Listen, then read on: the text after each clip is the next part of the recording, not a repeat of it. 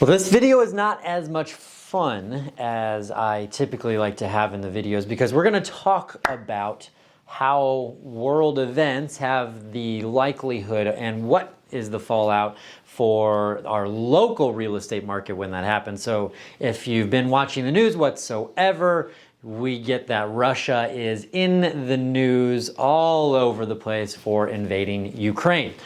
Now here locally, how does that fallout affect us?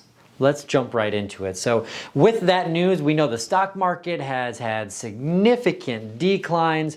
We know in the other side background, we already have inflation going through the roof. And so now we have this potential big war happening at the border of Russia and Ukraine. So what happens in that scenario? Now, the best thing I can do is go back in time to February of 2020. And February of 2020, for those who remember, is when things really came on full tilt with COVID. There was a major world event and the markets freaked out, and in general, people reacted. Now, what happens is people need to have confidence in order to buy anything. And so if that confidence goes away, people don't buy things. If they have confidence that the future is bright, people like to buy things that can go up in value. If people don't have that confidence, then they won't buy because they're afraid the values will go down. And so that's no different than this particular situation. People pause for a moment to see how big is this world event going to get before doing anything substantial and reactionary in terms of real estate most of the time. But I saw in 2020 people pulling back and making different decisions because they were so afraid of the fallout from that particular event.